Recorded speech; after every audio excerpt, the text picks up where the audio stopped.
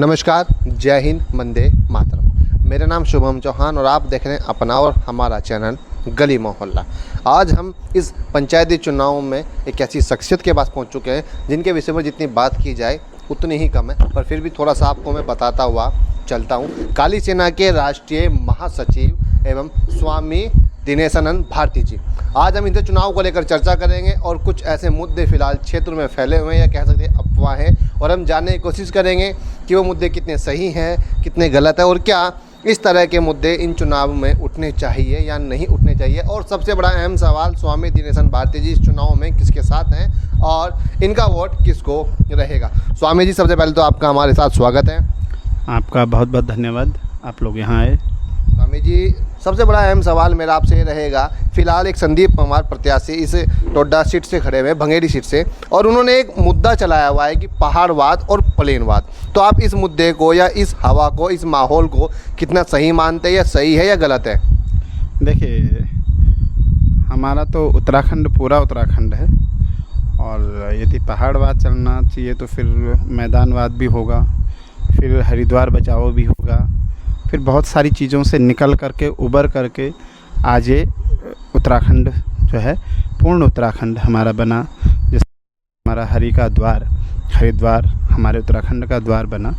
और पहाड़वाद, मैदानवाद जो भी व्यक्ति कोई कर रहा है ये नहीं होना चाहिए। हमारा उत्तराखंडवाद और ये स्थानीय चुनाव है तो स्थानीय मुद्दों पर होना चाहिए, और मेरा यही मानना है कि स्थानीय मुद्दे होने चाहिए, स्थानीय व्यक्ति, और जो पहाड़ी है या मैदानी है जो यहाँ पर रह रहा है और अनेक वर्षों से रह रहा है, उसे प्रत्येक तरह जो अधिकार संविधान देता है अपनी यहाँ वोट डालने का, यहाँ चुनाव लड़ने का, तो ये जो है वो होता है। हाँ, हमने ज़रूर एक मांग अपने जो प्रदेश अध्यक्ष हैं आदरणीय महेंद्र भट्ट जी, उनसे हमने कहा था कि रुड़की क्षेत्र से एक सीट अवश्य पर्वतीय मूल के लोगों को दी जाए, क्योंकि इधर पर्वतीय मूल के लोग हैं। और चुनाव टिकट वितरण के बाद जब मेरी उनसे वार्ता हुई तो मुझे पता चला कि पर्वतीय मूल के किसी व्यक्ति ने पार्टी का कोई टिकट नहीं मांगा था।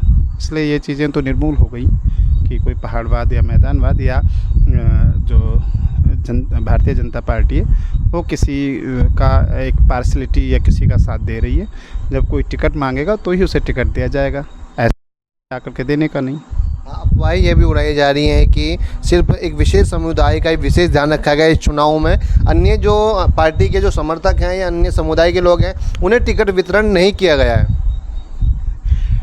टिकट वितरण जीतने वाले को किया गया, क्योंकि आपको मैं संज्ञान में लाऊं कि 1995 में भारतीय जनता पार्टी का जिला पंचायत अध्यक्ष बना था, और तब से लेकर के आज तक हमारा कोई जिला पंचायत अध्यक्ष नहीं बना।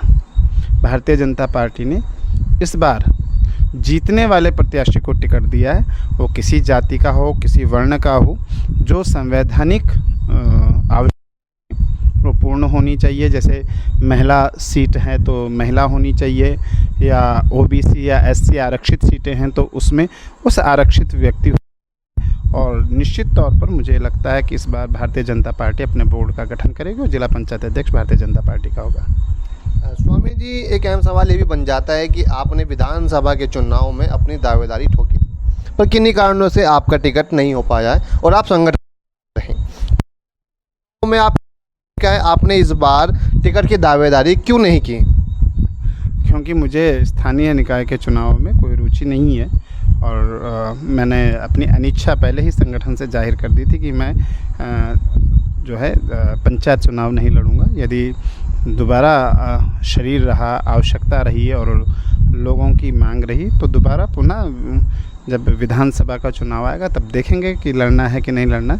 स्थानीय निकाय के चुनाव मैं नहीं लड़ना चाहता था, और ये पहले से मैंने कह दिया था अपने संगठन को कि मैं नहीं लड़ूंगा, और ये निश्चित है कि नहीं लड़ूंगा तो नहीं लड़ूंगा, तो कोई ऐसी वाली बात नहीं है। और जहाँ तक विधानसभा की बात थी तो विधानसभा चुनाव के कई कारण थे उसमें करने के। सबसे बड़ी बात ये थी कि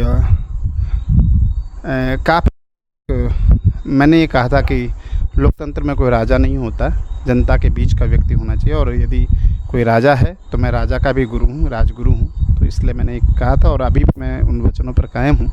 और स्थानीय निकाय के चुनाव में लड़ने के लिए मेरी कोई रुचि नहीं है। मैं चूँकि भारतीय जनता तो मैं संगठन के साथ हूँ। आपने देखा होगा कि मैं नामांकन के दिन भी अपने संगठन के साथ था। बीच में जहाँ जहाँ पार्टी संगठन ने मुझे कहा 2 सीटों पर जौरासी ज़बरदस्त भंगेड़ी महावतपुर, तो दोनों सीटों पर संगठन, और चूँकि भंगेड़ी महावतपुर का तो मैं वोटर भी हूँ और हमारा एक आश्रम इसी के अंतर्गत आता है, तो निश्चित तौर पर मैं ये मानता हूँ कि हरिद्वार में भारतीय जनता पार्टी की ज़िले में सरकार बनेगी और हमारा बोर्ड गठित होगा और हमारा जो है जिला पंचायत अध्यक्ष भारतीय जनता पार्टी का होगा। स्वामी जी, बड़ा दुर्भाग्य की बात है, दुर्भाग्य का विषय है कि आप भारतीय जनता पार्टी के समर्थक हैं, संगठन से जुड़े हुए हैं और उन्हीं की सरकार में आप किए जाते हैं, उस क्या कहना चाहेंगे? देखिए, उस विषय पर तो ये है कि जो मुकदमे दर्ज किए जाते हैं, तो मैं तो चाहता हूं कि जो हम पे मुकदमे दर्ज हुए उन पर बहस शुरू हो, ताकि जनता को भी और हमें भी और न्यायालय को भी, जो संविधान का संरक्षक है न्यायालय, तो भारत की न्याय व्यवस्था में पूर्ण और मैं चाहता हूं कि जो हम पर मुकदमे दर्ज जल्दी चार्ज लगे, क्योंकि अभी तक चार्ज ये हमारे, तो वो लगे और जो विषय हमने रखे हैं, जिन विषयों को लेकर के हम लोग गए थे, तो उन विषयों पर। और रही बात उस समय, तो उस समय सुप्रीम कोर्ट का जो था, सुप्रीम कोर्ट का आदेश था और हमारे जो यहाँ के विधायक हैं, जो खानपुर के हमारे विधायक हैं, तो आपको पता होगा कि उनकी सक्रिय, अगर आप उनके विधानसभा में उनके भाषणों को सुने तो ऐसा लगता है कि वे पूरे चिंता करते हैं हमारे स्थानीय विधायक जो खानपुर के हैं, लेकिन अपनी विधानसभा को पूरे प्रदेश की चिंता है और उसी चिंता के तहत उन्होंने बाकायदा से दिग्गज वकील को उसकी 20 लाख में उनकी फ़ीस है, वो फ़ीस दे करके उनका और हमारी महापंचायत को रुकवाया था। तो चलता है ऐसा, अगर है तो ठीक है। क्या एक विधायक पूरी सरकार पर भारी पड़ रहा है? मैं इस पर नहीं कहूँगा, इससे आप, क्योंकि मैं सरकार का हिस्सा नहीं हूँ, पार्टी का हिस्सा हूँ। आप व्यक्ति विधायक भारी पड़ रहा है कि हल्का पड़ रहा है, ये तो वो जाने, ये तो हम नहीं कह सकते। चलिए स्वामी जी, अंतिम सवाल पूछ लेते हैं और इस बहस को यहाँ पर समाप्त करने की कोशिश करते हैं। तो क्या से महक राणा इस बार चुनावी इस माहौल में चुनाव जीत रही है?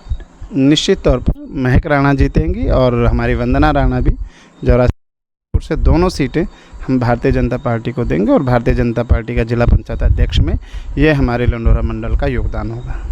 धन्यवाद स्वामी जी, आपने अपना कीमती समय दिया और चुनावी कार्यक्रम में आपका काफ़ी व्यस्त शेड्यूल रहता है और आपने चर्चा के लिए समय दिया। एक बार फिर हम आपका धन्यवाद करते हैं। और स्वामी जी से हमने चर्चा की इस पंचायत चुनाव को लेकर और इन्होंने कई सवाल हमने इनसे किए और इन्होंने उनका स्पष्टता से जवाब दिया। अब मामला और दिलचस्प हो जाता है, जैसे जैसे समय या तारीखें नज़दीक आ रही हैं, अब ये चुनावी माहौल और ज़्यादा गर्म होता जा रहा है। अभी तो समय ही बता पाएगा कि जनता किसे चुनती है अपना जननायक और कौन बनाता है जिले की एक छोटी सरकार। अगर आपने अभी तक हमारे चैनल को नहीं किया है सब्सक्राइब